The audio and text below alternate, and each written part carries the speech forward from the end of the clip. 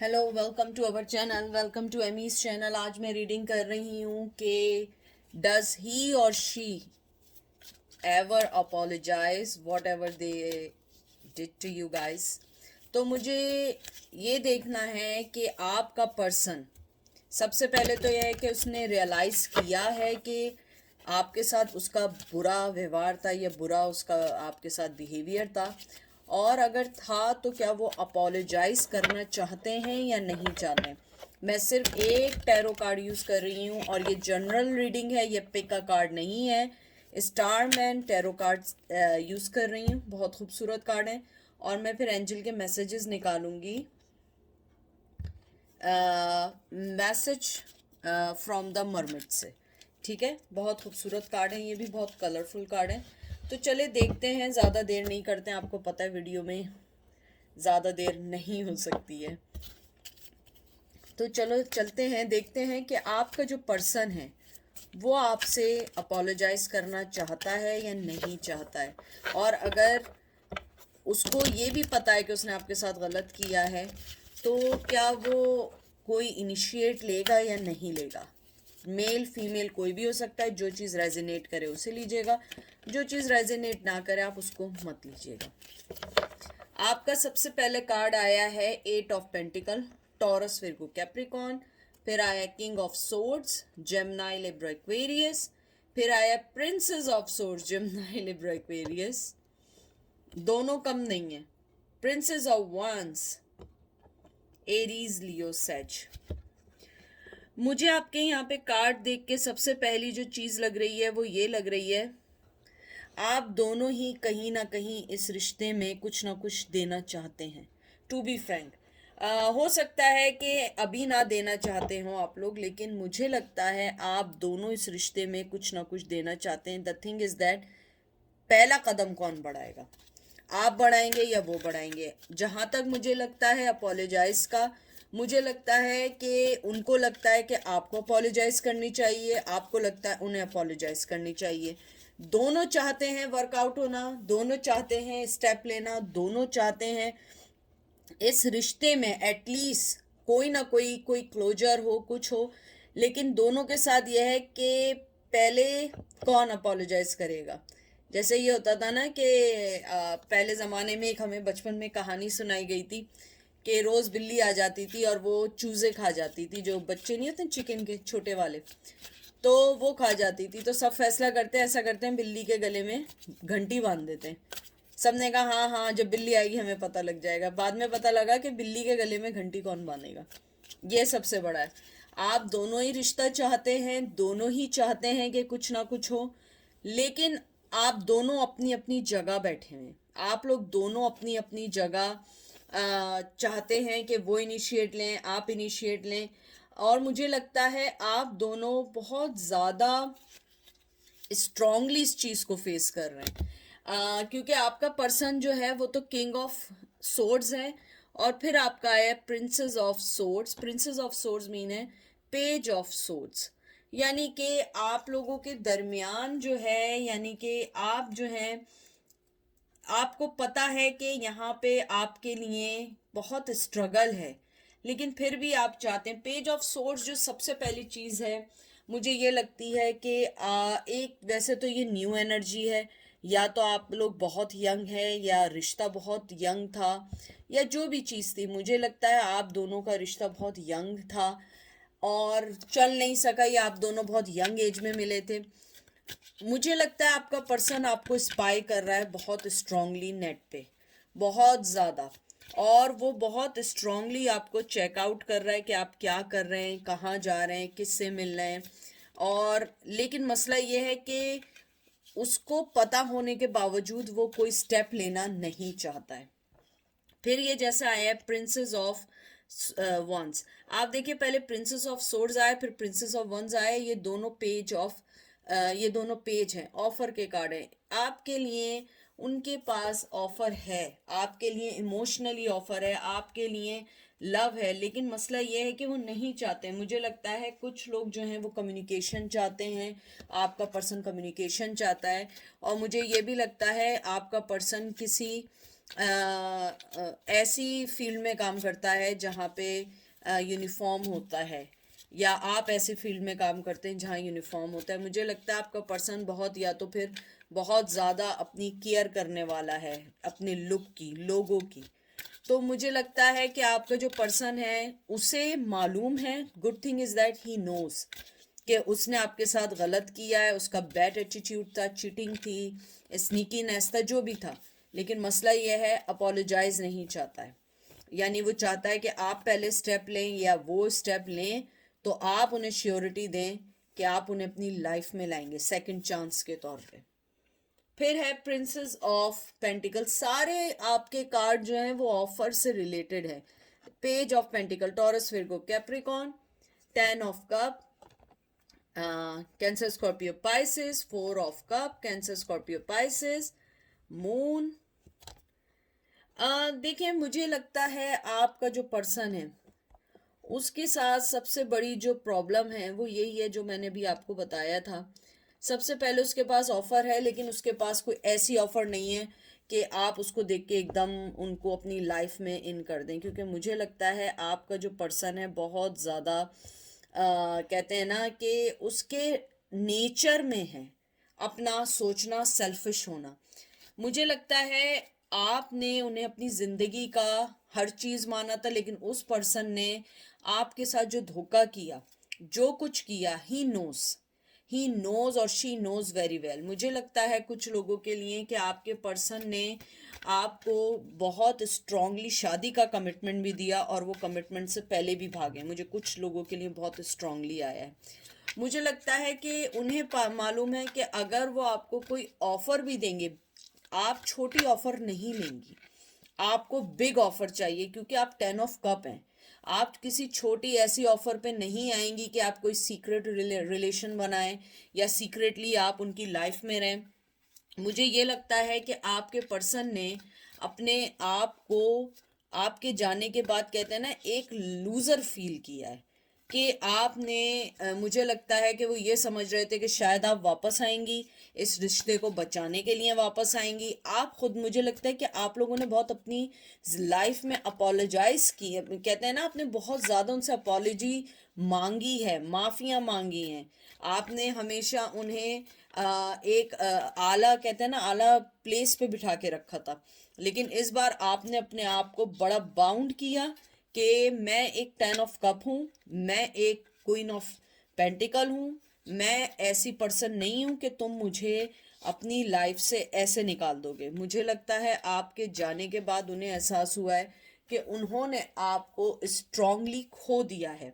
मुझे कुछ लोगों के लिए ये भी लगता है कि आपका पर्सन को ये लगता है कि आप उनकी ऑफर चाहे वो बड़ी दें या छोटी दें, आप उनकी ऑफर को नहीं करेंगी। मुझे ये भी लगता है कि आपके पर्सन को 4 ऑफ कप को देख के लगता है कि उन्हें रिजेक्शन का भी डर है, और उन्हें ये लगता है कि उनमें अब वो पोटेंशियल नहीं रहा है कि आप उन्हें अपनी लाइफ में वापस लें। तो अगर वो चाहें भी सॉरी करना तो वो नहीं आएंगे आगे, क्योंकि वो डरते हैं आपसे और वो समझते हैं कि ये रिश्ता अब नहीं चल सकता। मुझे लगता है कि आप लोगों ने जिस रिश्ते को बहुत स्ट्रांगली समझा था वो आपकी ज़िंदगी का सबसे वीक रिश्ता निकला। मुझे बहुत सारे लोगों ने कहा है कि आप प्लीज़ उसके ऊपर रीडिंग करें कि हम उनके बारे में क्यों इतना सोच रहे हैं। तो मैं करूँगी, लेकिन मुझे थोड़ा सा टाइम दें, मैं ज़रूर करूँगी, लेकिन मुझे थोड़ी सी फीलिंग, थोड़ी सी मुझे वो इंट्यूशंस आने दें, ठीक है। क्योंकि जब कोई क्वेश्चन होता है वो मेरे पास होता है, जब तक मुझे फीलिंग नहीं होती मैं नहीं करती।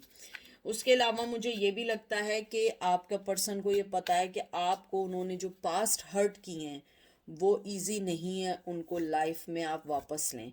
उनके अंदर की जो आदत है डिसेप्शन की, रिश्तों को ख़त्म करने की, मुझे ये लगता है कि आपने अपने आप को बहुत आइसोलेट कर दिया था। आप फेयरफुल थी कि आपको छोड़ ना दें, लेकिन जब वो छोड़ के गए आपको ये फील हुआ कि आप तो बहुत स्ट्रांग पर्सन निकली। मुझे लगता है कि आपका पर्सन हमेशा कंफ्यूज रहा है आपके रिश्ते को लेके, आई डोंट नो व्हाई, लेकिन वो हमेशा कंफ्यूज रहा है। लेकिन अब वो बहुत क्लियर कट है इस रिश्ते के बारे में। अब देखती हूँ लास्ट निकाल के 5 of swords, Gemini, Libra, Aquarius, emperor. Aries, the star. आपका पर्सन जो है ना, देखें सबसे पहली बात, जो ये लास्ट कार्ड मैंने आपके निकाले हैं, सबको देख के मुझे ऐसी फीलिंग आई है, आपका पर्सन आपको बहुत बड़ा, स्टार मीन समझें कि आप अपने आप में एक बहुत मुकम्मल इंसान है, कंप्लीट पर्सन है। और आपका पर्सन जानता है ये 5 ऑफ सोर्ड्स और ये सारी चीज़ें जो हैं, कि उनका जो एरोगेंट पन है, जो उनका सेल्फिशनेस पन है, जो उनका लड़ाई करने की जो हमेशा तैयार रहते हैं, उन्हें लगता है कि आपके पास आके सॉरी करने से उन्हें कुछ हासिल नहीं होगा। क्योंकि मुझे लगता है आपके पर्सन को कहीं ना कहीं ये चीज़ उनके दिल में बैठ गई है कि उनके पास्ट हर्ट की वजह से आप उन्हें एक लम्हे के लिए भी अपनी लाइफ में देखना नहीं चाहते हैं। मुझे लगता है कि आपके पर्सन शायद ये समझते हैं कि आपसे बात करना भी फजूल इसलिए हो जाएगा क्योंकि आप उनको सुनना भी नहीं चाहेंगे। और मुझे कुछ लोगों के लिए ये भी लगता है आपके पर्सन ने अपने पेरेंट्स के लिए, अपने ट्रेडिशन के लिए, अपनी एडिक्शंस के लिए आपको छोड़ा है। हालांकि आप उनका बहुत बहुत इम्पोर्टेंट पर्सन थी लाइफ का, तब भी उन्होंने आपको इसलिए छोड़ दिया क्योंकि वो मजबूर थे अपनी दूसरी चीज़ों को फन करने के लिए। वो ये समझ रहे थे कि अदर साइड जो है ना वो grass is green, but they never know कि ग्रास इज़ ग्रीन जो है ना वो दूर से दिख रही है, करीब जाके जो है ना वो एक टाट पड़ी हुई है हरी कलर की। तो मुझे ये ऐसा बहुत स्ट्रॉन्ग फीलिंग आई है कि आपके पर्सन ने आपको जिसके लिए छोड़ा था, अब वो उस चीज़ से लड़ रहे हैं, चाहे वो पेरेंट्स के लिए छोड़ा था, ट्रेडिशन के लिए छोड़ा था, या जिस भी वजह से छोड़ा था। उसके अलावा मुझे ये लगता है, अगर मैं आपका आउटकम देखूं, आपका पर्सन आपके पास अभी अपोलोजाइज करने बिल्कुल नहीं आएगा। सबसे पहले वो डरता है, नंबर 2 थोड़ा सा उसका एरोगेंटनेस है। शायद आपने उसको हमेशा एक आदत डाल दी है हमेशा माफ़ी मांगने की, हमेशा आप ही माफ़ी मांगती थी, आप ही हमेशा झुकते थे।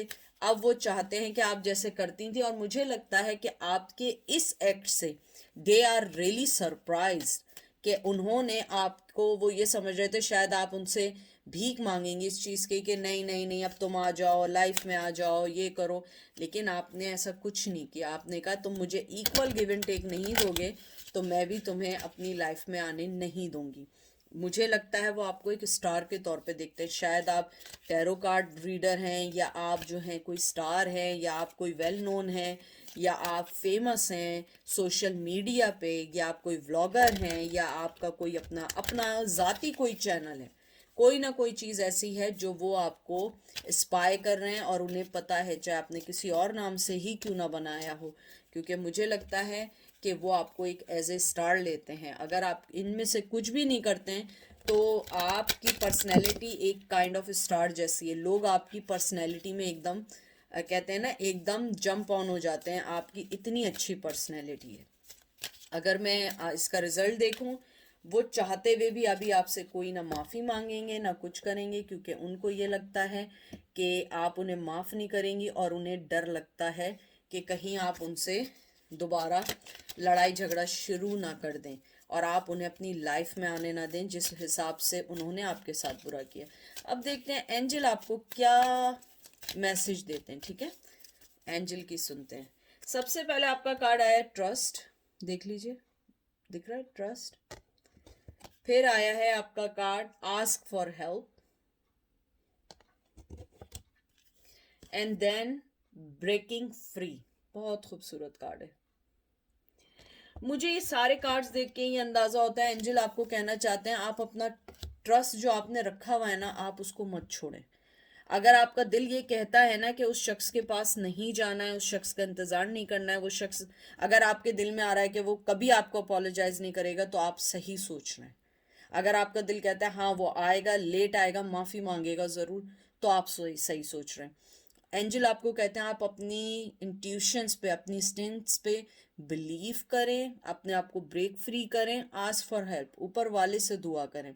ऊपर वाले के हाथ में सब कुछ है। एक दफ़ा ऊपर वाले पे भी छोड़ के देखें, हर चीज़ आपकी ज़रूर होगी, लेकिन हर चीज़ का एक टाइम होगा। एंजल आपको ये भी कहना चाहते हैं कि आपने जिस तरीके से अपनी लाइफ को पुट टुगेदर किया है वही अपने आप में एक बहुत बड़ा कहते हैं ना एक अचीवमेंट है। आपको एंजल ये कहना चाहते हैं कि आप जिस स्ट्रगल से, जिस सिचुएशन से गुजर रहे हैं, आप अकेले नहीं हैं, ऊपर वाला जानता है। आप सिर्फ दुआ करिए, आप उस चीज़ से निकलेंगे। और stop asking assistance for another people.